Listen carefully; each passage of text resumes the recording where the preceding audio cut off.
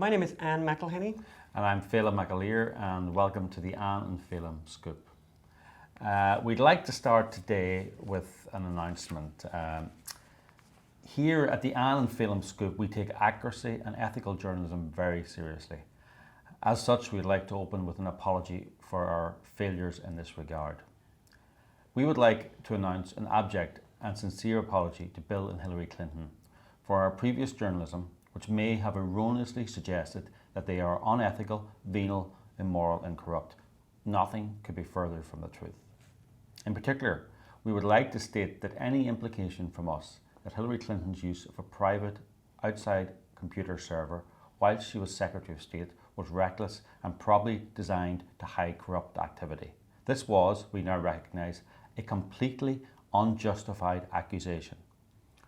We now unreservedly withdraw any such allegation or implication of an aforementioned wrongdoing. In addition, we now recognise that criticising the Bill and Hillary Clinton Foundation for amassing $500 million in private donations, mostly from foreign sources, whilst Hillary Clinton was Secretary of State, was unfair on our part. We would also like to apologise for indicating in any way that Bill Clinton's treatment of Monica Lewinsky was unethical, inappropriate and wrong. We now realise that was a gross mischaracterisation of their relationship, which was totally appropriate and not at all an abuse of power on the part of the former president. Similarly, we now recognise that the allegation that Bill Clinton raped Juanita Broderick when he was governor of Arkansas is completely unfounded and should never be repeated. Also, we now recognise that our previous criticisms of Chelsea Clinton as someone who has leveraged her family name to acquire one cushy job after another is unfounded and wrong. We apologise for that. We wish to emphasise that our raising questions about whether Chelsea's wedding was paid for illegally by the Bill and Hillary Clinton Charitable Foundation was an inappropriate question for us as journalists to raise. Also, we would like to add that our constant highlighting of a leaked email between longtime Clinton confidants Doug Band and John Podesta, where they discussed Chelsea and her parents, quote, using foundation resources for her wedding and life for a decade, we recognised that highlighting this email was entirely inappropriate. We should not have highlighted this email. We apologise for even mentioning this email and describing any negative connotations to Chelsea or any member of her family regarding it, or implying that her wedding was funded at the expense of starving Haitian orphans. We recognise that the Clinton family has a deep love of Haitian orphans and would never divert foundation resources from this worthy cause, regardless of emails stating otherwise from their closest confidants. We apologise if anyone anywhere may have thought we were implying otherwise. Similarly, we recognise that the former President Bill Clinton was merely a passenger on Jeffrey Epstein's plane very, very infrequently. President Clinton has stated clearly that he was on the plane just 4 times and on humanitarian trips to help orphans and other needy people. And even though the flight plan seems to show that the president actually travelled on the plane 26 times, we are confident that this is an error and that the President Clinton is a person of the highest honour and any implication otherwise is not appropriate. Indeed, we would like to offer a blanket apology for any other time we in any way alleged that the Clintons are corrupt, bad faith actors. We'd like to conclude by stating that this apology is offered genuinely and fully, and not simply because we don't want to end up mysteriously disappearing, which has definitely not happened to many, many, many, many people who have crossed the Clintons over the last several decades. Thank you. Thank you. Phelim, what do you think the Clintons will think that was okay? Well, I think we did. I think it was enough. I think it was enough. We're not in trouble, are we? No. I think we kind of covered everything. I mean, they've got long memories. I mean, are our wills up to date? I don't know. Have we got life insurance? Mary said she knew a good trust lawyer over in Santa Monica. You know, I think it might be enough. I think we might have done enough. Well, I'm just hoping we've done enough. We've said enough. I think we're okay. Hi everyone. And in news today... What's the news today, Anne? So the news, well, one of the big stories that's just broken in the last few days is that Orange County, California, which was traditionally red, Republican stronghold... Gave us Ronald Reagan, Richard Nixon... You know, and was reliably Republican, you know, I thought for all time, has just gone blue. And I think that's extraordinary and shocking and... But not shocking, actually. And maybe not shocking. Okay, how do you explain it, Phelim? Well, the Democrats are now the party of... Well, first of all, explain, there are now more registered Democrats in Orange County than Republicans. Orange County was funded every Republican race. There used to be... You couldn't win a congressional seat in Ohio. They used to say, to win a congressional seat in Ohio, you have to go through Orange County. Yes. Because they would fund... Because there was no point in raising money for candidates in Orange County because they were going to automatically win anyway. So they'd raise money in Orange County and send it to Ohio to help struggling candidates there. So I suppose Orange County has got very, very prosperous in the last few decades, like most of the coasts. And the Democrats have become the party of the wealthy elites, the coastal elites, and there's nowhere more wealthy than Orange County. So I think it's what the Democratic Party has become. It's become a party of really wealthy people, and I suppose it's also become the party of the sons and daughters of really wealthy people. Yeah. So the people in Orange County who made the money have either moved on to different states or different places, and it's their children who never really earned the money who are now registering as Democrats. So it's partly demographic, but you know, it's also partly how awful the Republican Party has been in California. You know, they've been spineless, they've been ineffective, they've been disorganized, and they have not been Republican. They've been Democrat light. Democrats with a bit of nastiness. You know, oh, we're going to do this, we're going to cut that, we're going to cut that. They get in, they don't cut it, they don't do anything. I mean, you know. Well, it's interesting, actually. I think one of the things that you said the other day. So my new obsession, and I'd be interested about how many of you guys out there in your neighbourhood have this obsession that I have, which is to get on the app called Nextdoor, which is where you link up with the neighbours that you have, and you find out what's going on. And you know, it can be obviously things like, I've got a chair. Does anyone want to pick this chair up that I don't need anymore? And I've got extra fruit on the tree, and I'm going to put it outside the door. And stuff like, what was that noise last night? Well, you know, and they all talk to each other. Well, we're on Nextdoor Venice, and you made the point the other day because so basically things happen in Venice, California. You can imagine there's a massive homeless crisis here. So there's a lot of crime. I wouldn't call it a homeless crisis. Well, it's a crisis for the people who live here. Yes. For the people who have homes, it's a crisis that there are so many people who are. For the homeless people, it's a boon. They're getting more money. They're getting more services. We are attracting bums and drug addicts from all over the country because this is the cool place to be. It's like that South Park episode where they had the song California.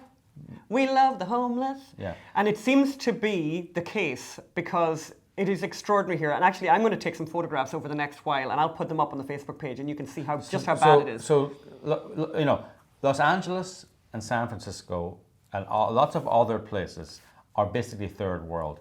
You know, we have typhus now in LA because of people living on the street.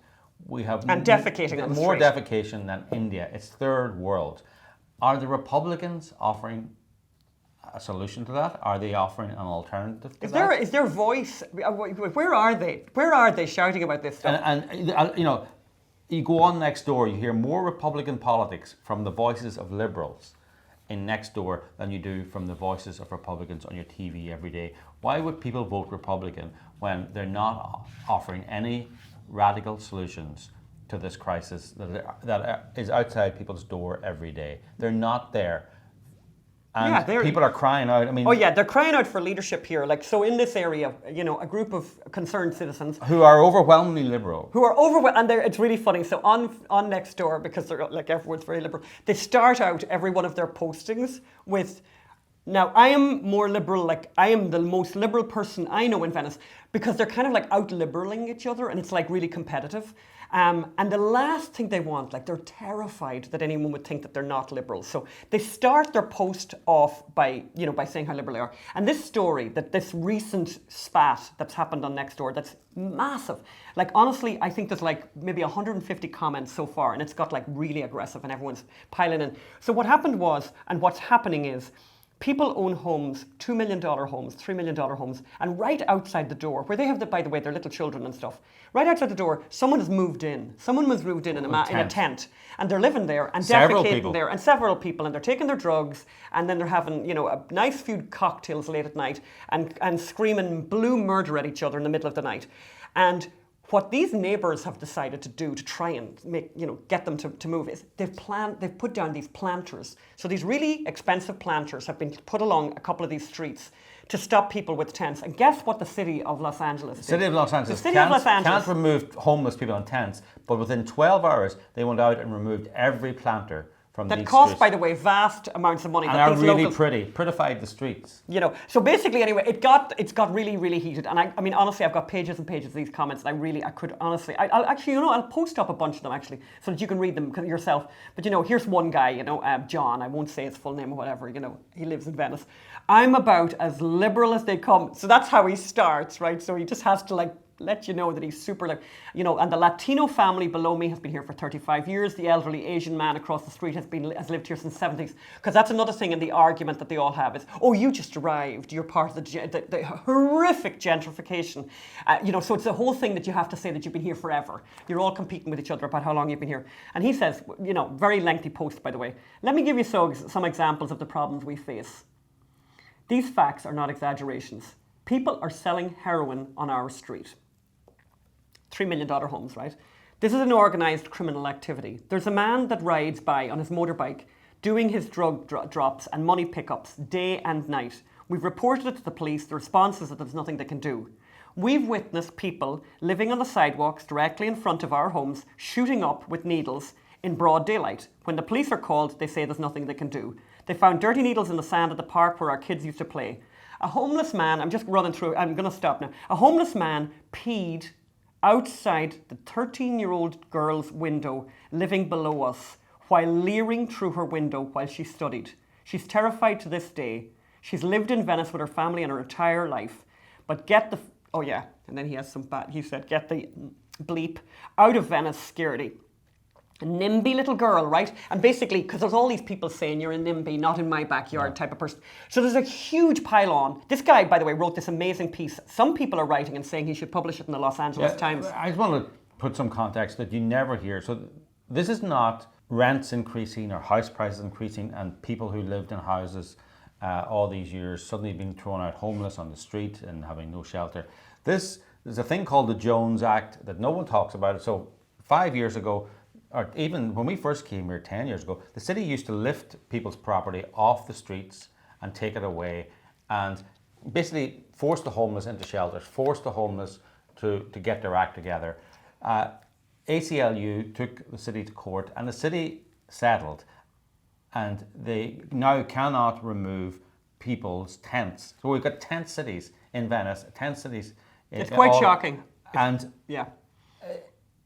what that meant was then we had to raise 1.6 billion in a bond issue. So you now got a whole infrastructure of people who are employed looking after the homeless and providing services, which of course attracts more homeless people that they cannot, under the terms of the settlement, remove. So it's a massive industry. And they're going to build them a shelter.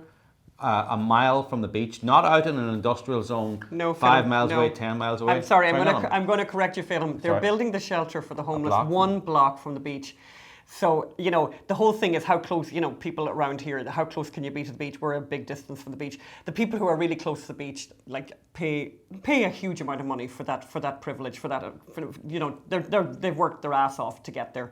So now people are going to get handed apartments 1 block from the beach, basically steps from the sand, and it's driving. It's funny. It's you make that point, Phelim, and I love it. You say that when people are conservative in their own lives, right, in what they know. No, some philosopher said it. People are most conservative about the thing they know best. Right. So people are living in Venice. The most brutal liberal on the planet, if he takes a lot of public transport, will really have conservative ideas about public transport.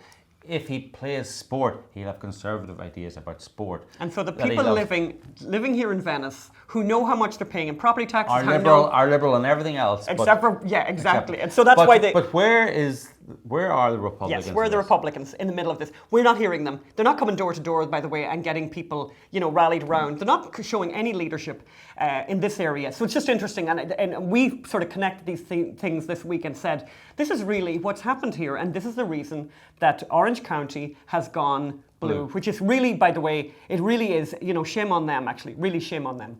So in other news this week, Phelim, there was a lovely headline we saw there in the New York Times that the Obamas are settling in well. They're settling in well at Netflix. I'd settle in well, by the way. Can I just put that right out there, that I would settle in really well at Netflix if they gave me 60 million. Do you know what? They could give me a lot less than that and I'd settle in. Do you think Obama arrives every day like at 9 a.m. I would with his wee brown bag of lunch? Oh, God, yeah. Sits at his desk. Maybe he has a little bit of a slice of frittata, because I've got a frittata recipe later on. Do you think he's coming with a lunchbox from Michelle then every day? And it's Michelle and excuse me. Both of them. Oh God. Mea culpa, mea maxima culpa. So the two of them going with their lunchboxes. Yes, so we should explain. So they've got a deal with Netflix to produce content for Netflix, $60 million deal. Isn't that lovely? And I'm wondering now, what deal, I suppose when Trump leaves the White House, he's going to get a great deal in Netflix as well. Ivanka, they're probably out hunting Ivanka already. You know what? I bet they want the whole family in there. Yeah. So they've just their first Obama film. So the media, Obama's first film is going to appear on Netflix, and they lie. I mean, they think people are stupid, right? So what the Obamas did was they went to Sundance and bought a film.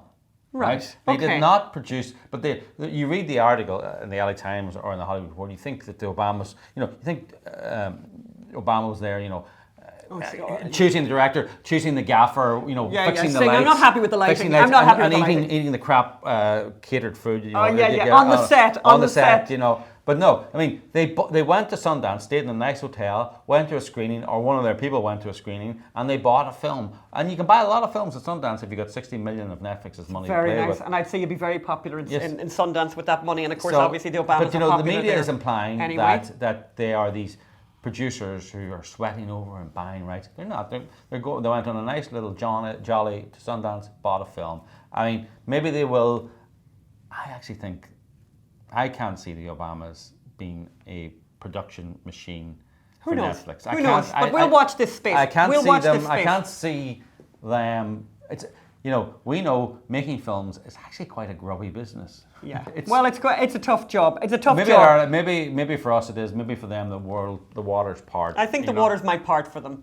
We'll see. We're watching this space for the Obamas and Netflix, and then obviously the Trumps and Netflix. Exactly, because that'll be the next thing. There'll be a huge bidding war for the Trumps, Amazon, Apple, all of them They'll all want them, it's true, exactly. The other thing that happened in the news this week, and that the New York Times was highlighting actually, was that we're in the anniversary of Ferguson, of the Michael Brown shooting, and the fallout from that, and incredibly interesting. The piece that they wrote, very, very lengthy piece that they wrote, has a photograph, but I'll just read the headline first. He's a veteran of upheaval, molded by Ferguson's traumas. And I'm going to read before I read the last bit there, Phil, I'm going to actually read the full paragraph here. David Morrison carries the scars of Ferguson's upheaval. He's a veteran protester. Mark those words, guys. He's a veteran protester. He has fled gunshots and tear gas. He has marched. He has waved signs. He played dead on the asphalt in years of activism that unspooled after a white police officer killed an unarmed black teenager named Michael Brown. I'm so angry, he shouts. He is 7 years old. He's a 7-year-old veteran protester. That's an interesting one. Who has fled, fled gunshots and tear gas. And marched and waved signs. Dead. He's not a veteran of, in my opinion, he's not a veteran of upheaval. He's a veteran of child abuse. Explain, he's please. He's a survivor. Sorry, anyone who let a child out. Who let a 7-year-old child. During a protest. If you read it, she took the child out to a protest involving tear gas. His mother did. Yeah. And so they do this lengthy piece in the New York Times, and they're following this family around, and they're showing photographs of this child at rallies where he's an activist, where he gives speeches. A 7-year-old, I just keep repeating 7-year-old.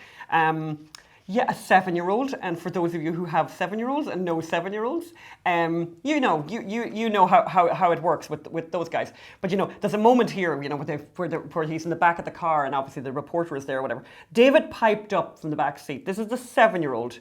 "I can fight the police," he says to his mother. The mother says, "No, you can't." "Yes, I will." "David," his mother said, "you're going to end up dead if you do that. Quit using your imagination. It's time to use reality." Well, that's a great word, reality. Oh, we have a visitor. We have a cat, Mr. Scaredy Cat. But let's talk about this. Let's talk about Ferguson, about what happened in Ferguson. And one of the things, by the way, that they highlight in this New York Times article, which I find just extraordinary, and I'm going to put it up on the Facebook page, is there's a memorial to Michael Brown now. There is a memorial to Michael Brown with all kinds of very nice words said about Michael Brown, about how just gentle, and that his words are in the wind, his soul is so gentle, and all of that. Michael Brown assaulted an immigrant shop owner and stole items from a shop. He then almost beat a police officer to death. And the reason we know that is because the witnesses said it, yes. And the witnesses were black that said that. We now have a watch cat. the cat now. Yes. Watch the cat. Kevin, he's standing on your keys of your computer making a noise. This could be awkward. We're now going to put this Top, down. you need to get down there now. So, how dare you interrupt us talking about Ferguson? But here's why, actually, but seriously, you go. First of all, I'll go afterwards. So I've got a few I things happen to to say have here. an intimate knowledge of what really happened in Ferguson. Yes, you do. Because I'm one of the few people who've read all 5,000 pages of the grand jury testimony. And the cat is now... Now the cat is attacking Magda, and that, is never going to work out well for the cat. So I did a play called Ferguson, which is a verbatim play. And by the way, we're putting the link up on YouTube. Yes, we filmed a version of it, and we're putting it up on YouTube. We're putting it up on the Facebook page as well. So the great thing with the grand jury testimony was people were forced to tell the truth under pain of perjury. Yes. They were confronted with forensic evidence.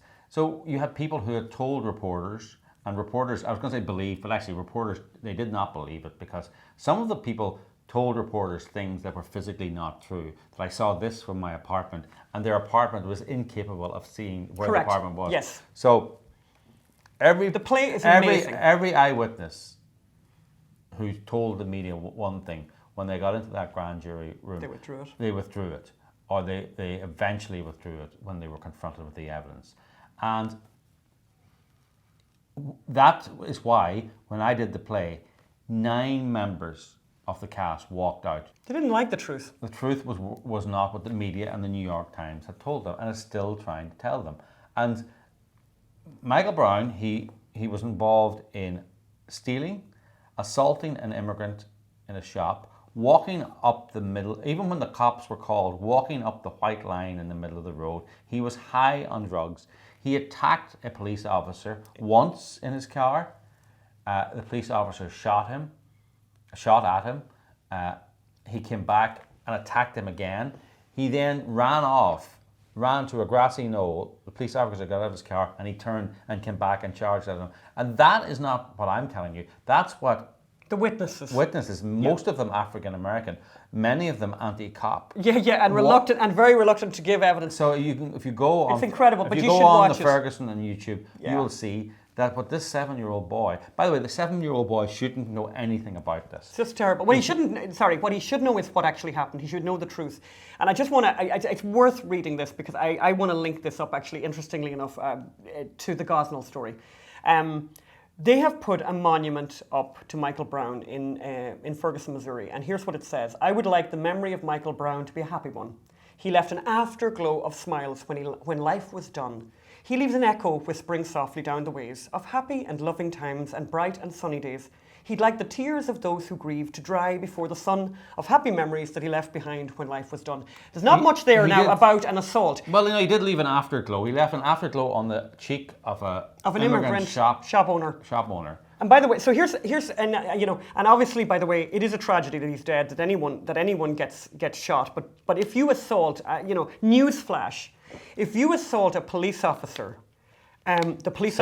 several times, and you're a huge guy, which Michael Brown was, the witnesses very clearly stated in the grand jury that they said if he hits him again, if he hit him one more time, he was going to be dead. Darren Wilson was going to be dead. So the reason I am driven nuts by this, particularly at the moment, and particularly when I saw this memorial, was Samika Shaw died. A young African-American mother died after a botched abortion at Kermit Gosnell's abortion clinic in 2000. She was 22 years old and the mother of 2 children. Have we ever heard about, I mean, who's ever heard of her, right? Obviously, you and I talk about her all the time. I talk about her when I go around the country. I'm always mentioning Samika Shaw. But where are Black Lives Matter people talking about Samika Shaw and what she represents? Because they used Michael Brown to represent this horrific thing where the police are all racist, which is not true, which is demonstrably not true, right? However, somebody who demonstrably does represent something that is a real problem, Samika Shaw, a 22-year-old mother having an abortion in Kermit Gosnell's clinic, somebody who does represent something where there's a massive story to be told, how that place was not inspected in 17 years. Crickets. No one's there. No one's talking about that story. And where is the monument to her? And where are the prayers for her? And where is the outpouring? But Philadelphia is a sanctuary city. And I listen, exactly. And that made me, and I'm just segueing quickly, and then we've got other stuff to talk about. We've got a lot to talk about today. But it brings me up, and by the way, anyone who wants to check this out, it's absolutely fascinating. The Sun-Times in Chicago are keeping, they have a database of all the homicides that are happening there. So you remember last week we talked about El Paso, and El Paso has been blamed on Trump. Like, basically, Trump caused El Paso with his rhetoric, apparently. But Al Sharpton did not cause he didn't cause any violence in Ferguson. I mean, whatever. Yeah. But nobody is also talking about Chicago. So for those of you who don't know, you can go to the Sun-Times, you can look up the homicide count that they have so far, and I'll bring you up to date. 301 people have died by homicide in Chicago so far this year. 301. And of those, we have 37 who are under 18.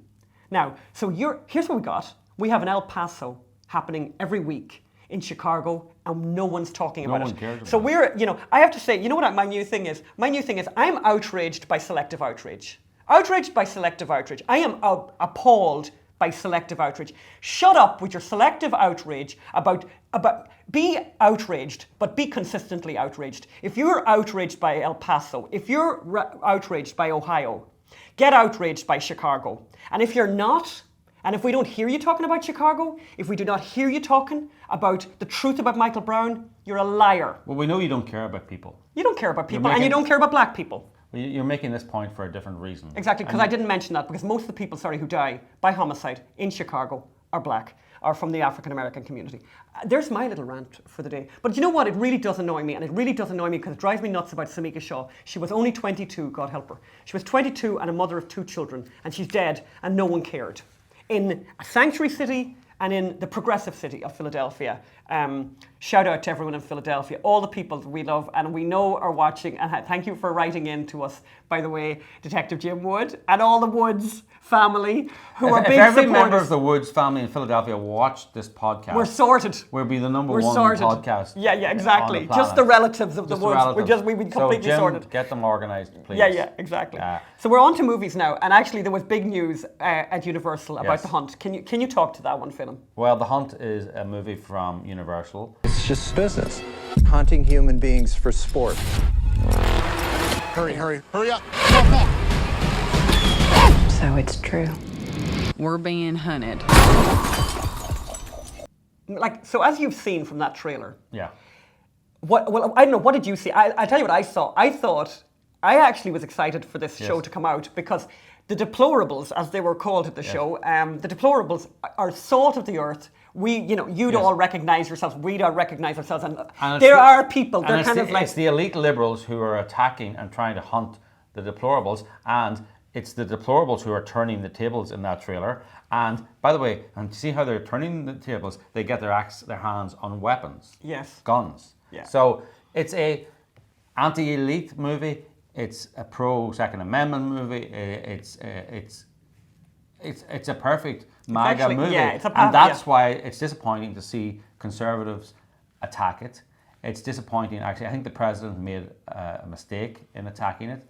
I think Universal have taken advantage of that to cancel it. I think it's a huge error, and it'll opens the door now. So if we were to go to Universal tomorrow and say, we have a movie that would appeal to the middle of America, but in every movie you have to have good guys and bad guys, and sometimes even the good guys are bad.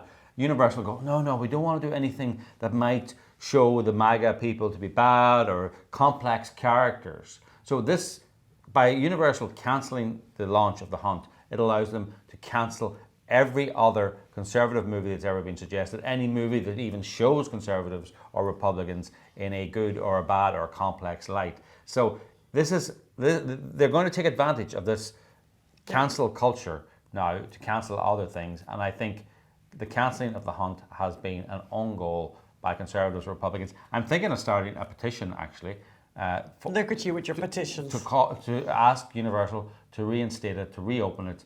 And as soon as the tickets are on sale, I'm buying a ticket. I'd love to go.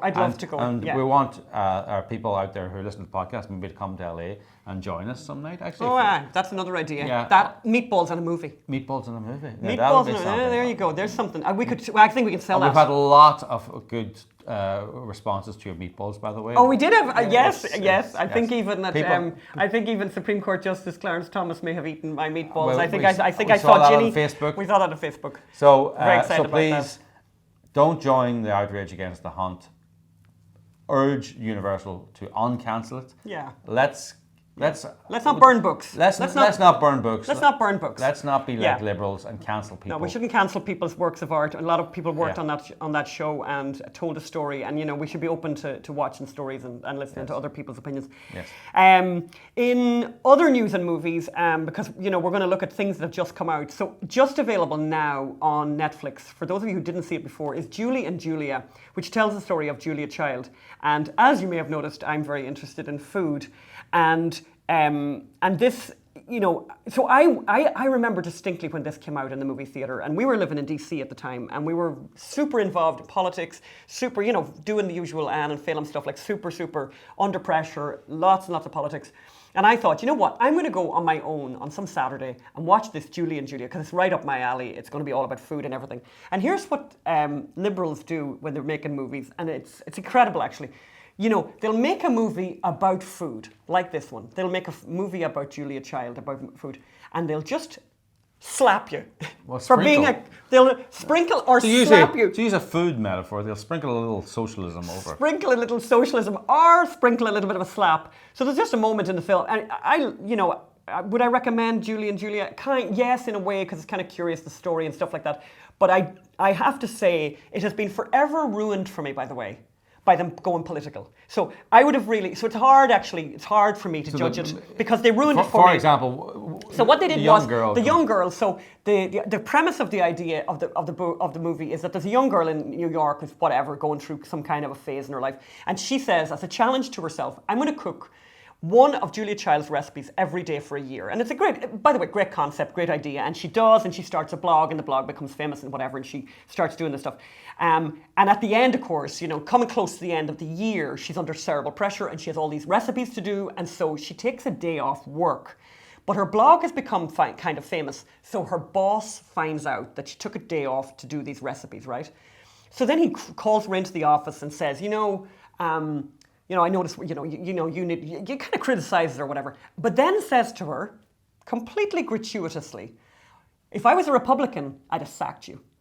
If I was a Republican, I'd have sacked you. And it's like, where did this come out of? Yeah, where did this come out of? Like, I'm having a good time, and now you just hit me in the face for being, and it's like, how dare you, by the way. Other little sprinkles. And by the way, interestingly enough, the job she had, she worked for the government, organising for people to get their claims processed who had been affected by 9/11. That's the job she took a day off from to go and make a recipe. I mean, it's kind of, I'm just saying, it's kind of interesting, Obviously her self-fulfillment cookery classes are much more important than people victims of 9/11. There you go. There you go. And then, just briefly, actually, in books, one book I just came across the other day, and I'm just hilarious. I'm just going to briefly mention it. So there's a movement now called Extinction Rebellion, and they are block streets. Yeah, exactly. They're climate change activists who are going to the next level of blocking streets, of stopping traffic, stopping motorcades, blocking airports. I mean, really breaking the law because we have a climate emergency. So basically, and so there's a massive emergency, and because there's a massive emergency, they have rushed out and published a handbook called "This is not a drill." An Extinction Rebellion handbook, and it was rushed out because of the crisis that we're facing, the massive crisis. And how's the book doing? So now? how is it? Well, first of all, there is a crisis. First of all, 8 people have reviewed it. 8. And But if you listen to the media, you'd think Extinction Rebellion was the new. Oh yeah, of, The Guardian couldn't love it enough. It got but loved they're everywhere. Basically, they're a grassroots. Oh, talking of grassroots. No, but hang on, you're going to love this. Let's go by the numbers. So first of all, it has 8 reviews. Now, Phelim, not that I would boast, but you know what? It's our podcast, so we get to do that. How many? I think maybe you don't know, but I looked last night. I think on my last count, we have 627 reviews of our book, Gosnell, which is available on Amazon, and by the way, is also available on Audible. I do the narration of the book, and I have to say, I can't, anyway, people are very, very, very moved by our book. But anyway, just to give you an idea. So if you look up, the great thing about Amazon, as opposed to the New York Times bestsellers list, which we talked to you about before, is that when you go here, they actually tell you, they tell you exactly where it is in the rankings, So in rankings, actually it's jumped a lot, Phelim, since yesterday. It is the 12,000. Yesterday was 24,000. It's now the 12,000th most popular book on Amazon. Pretty good now. Now, what number were we when we published our book? We went up to number 3. There you go. For the whole week. There you go. So 200. But you know what I love as well is when I looked this up on Amazon, and I was going to plan on reading out paragraphs to you, but you know what? I think you all know. The paragraphs are, we're all about to die, we're all about to die, everything's terrible, gloom, doom, it's just the worst thing ever. And it's like, and by the way, can I just mention something really interesting? When I was looking up the homicide rates in Chicago from the Sun-Times, and this will just tell you, when you talk about doom and gloom, right? You can filter it. You can filter their thing so that you can look at different age groups, different demographics and whatever to really dig into those numbers. So they have the range of ages, 0 to 116. So Extinction Rebellion, put that in your pipe and smoke it. People are living to be 116. So I'm not sure where the crisis is. My father had a hip replacement at 90. That's a good thing. We all just agree that that's actually a really good thing. Well, and that people are living long and prospering. No, they believe They're it's a bad boogieing. thing. What is it, Phelim? What was that thing we heard before over in London? It was very funny. They're minuetting. They bop till they drop. And they're minuetting to the last minute. The guy, Essex University said they bop till they drop, but he says, I'm from Oxford, so we say minuet to the last minute. They minuet to the last minute, and I just love that. But when I looked up the Extinction Rebellion stuff, and it's really funny because when you buy a book on Amazon, you all guys know this, they say to you, oh, but you might like this as well. You might like this as well. Here's what you might like as well if you like Extinction Rebellion. The end of the world as we know it. I kid you not. The Dandelion Insurrection, who knows, right? Rise and Resist. World War III. Being mindful of our planet. But actually they had even worse ones. Actually, here we go. Oh yeah, of course, Greta Thunberg. Greta Thunberg, who's another young person who thinks we're all about to die. And I actually have a question about that, which I think you and I have talked about before, which is, if you have young people, and being young it's hard, just being young anyway, even the most ideal situations, it's hard growing up, it's challenging and all of that. But if you are going through your elementary school, your high school, all of that, being constantly told, oh, it's all going to hell, the whole thing is desperate, everything's dying, it's all extinction. Do you think it might have an effect on your mood? Do you think it might have an effect and make you potentially depressed? Is that possible? I think it's possible. Yeah. And I suppose... And this is where, by the way, sorry to interrupt, Phelim, this is where conservatives are fabulous. Because our attitude is, we never had it better, the world and it's only getting better, and look at the lovely cat. Okay, Top has just arrived up on the table again. He's arrived again. So, talking of things never been better, are we onto the wine section yet? We're on to the frittata section. Oh, the frittata section. Listen. And so the recipes, and I've got the photographs, and by the way, I am so into food porn, and I don't know how many of you are. You know, at night if I can't sleep, I have all these food apps on my phone, and I just look at photographs. So for those of you who just like looking at food porn, I put up some of my food porn of photographs of my frittata on my Facebook page, on the Ann Phelim Scoop page, and please like and share if you like what we're doing. And I have the recipe up there today. And given the fact that kids are going back to school, this is like the best time ever to share the frittata recipe because it's our brilliant go-to snack. I make a huge one like on a Sunday, and we have it like probably straight through till like maybe till Wednesday. Are you going to tell us how to make it? So I'm going to tell you how to make it. Well, I'm going to tell you that like the recipe is up there. So about 12 eggs. Where is the recipe? The recipe is up on the Ann Phelim Scoop Facebook page. And what's that called? And it's, by the way, it's also up on the Instagram page, which is the AP_Scoop. You can find the recipe there. And the Facebook page is called? The Ann Phelim Scoop. Okay. And you need to like that yesterday and like it. Get everyone you've ever met and people you have never met to like it yesterday. So the frittata, about 12 eggs. And then you need, and this is so important, you need full fat something. A full fat dairy something. And that could be full fat milk. It could be full fat yogurt. It could be obviously cream, full fat cream. Or it could be creme fraiche. And by the way, I'm asking a question to all of you out there. Yes. Please explain to me why creme fraiche is so expensive in America and it's really cheap in Ireland. Just that's a question I would like answered by somebody. Because it's true. But here's the thing, and we're not going to do it today because we don't have time, but we are going to devote a complete program to the lie that was told to people about fat. I am demented in the supermarket, as Phelim knows, demented, trying to find full fat yogurt. And I want you to be demented too. So if you go to the supermarket, you will see row upon row upon row, low fat yogurt. Shut up with the low fat yogurt. It's full of sugar and it's a disaster. You want your full fat yogurt, and full fat yogurt is yummy beyond measure. It's like the yummiest yummy, right? So that's what you want. So the frittata, loads of eggs, you have add-ins. Again, as I said, the recipe is up there. You bang it in the oven for about 20 minutes. Ovens are different. I don't like giving people hard and fast rules about the oven. I would say 350 for 20 minutes, keep an eye on it, and after 20 minutes I would start to broil it, toast the top of it. It's called frittata because everything's fried. Start with bacon. Fry your bacon first. Lift the bacon off. The fat that's left behind, yummy, yummy, yummy, do not throw that bacon fat out. That's what you're going to cook all the vegetables in. And you cook all the vegetables in there so you're full, packed full of flavour. And I usually do onions, peppers, peas, maybe a tomato, and then take everything off. Cook it, take it off. Cook it, take it off. And then at the end, when everything's fried and ready, throw everything fried back in.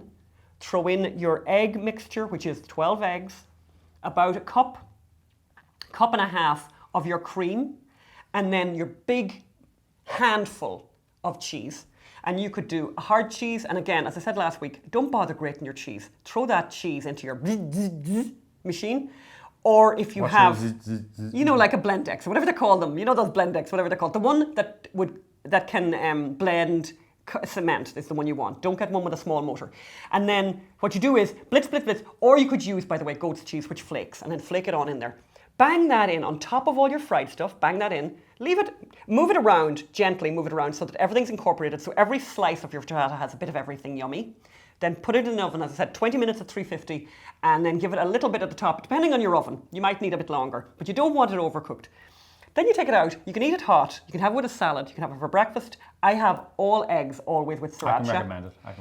Phelim, look, and you know what, and we've had people over to the house and they've just, everyone says the same thing. It's a brilliant thing for kids. You could have a slice of that for a kid in a lunchbox. Yummy, yummy, yummy, because it's as nice cold as it is hot. And yes, well anyway, that's the recipe this week. And then this is the cheeky little number. This is the cheeky little number that we're drinking this week. I thought I was the cheeky little number. You're the cheeky little number. And you know what is interesting is rosé had a really bad reputation, particularly I think for people in Ireland, by the way, who were drinking a thing called Matthias Rosé because there was only 2 varieties of wine available in the country. And Matthias Rosé was very much on the sweet side, on the overly sweet side. This is really, really great. And of course, me almost having to even say it, of course, you can get this cheeky little number. And of course, the picture for those of Where you... can you get it? The cheeky little number can be gotten in Costco, but by the way, I just checked this morning. It can be got everywhere, and it's a beautiful price point, around $10, $11. Great drinking wine, really, really nice in the summer, you know, for friends coming around and stuff like that, to have a bunch of that in the house. Really, really, really nice. And as I said, the picture will be up on the Facebook page for those of you, because of course, here we go. So it's Gerard Bertrand Côte de Rose, and it's a blend as well, by the way, which is an interesting thing. It's a blend of about three different varietals. It's really clean, which I like. Really clean. You know, and I'm not going to be one of those people like I'm, fruit forward and all that. I'll try my fruit forwards every now and again, but it's basically a very clean, crisp drink.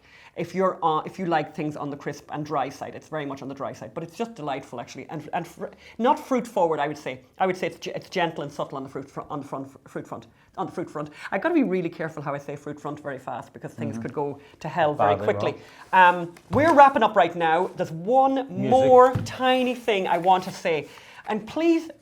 Just do me a favour on this one. We have a guest staying with us at the moment, and she's after giving us, of course, she's a young one. We have a young one staying with us at the moment. And all these young ones, what's great about the young ones is they introduce you to stuff that young ones know about that you don't know anything about.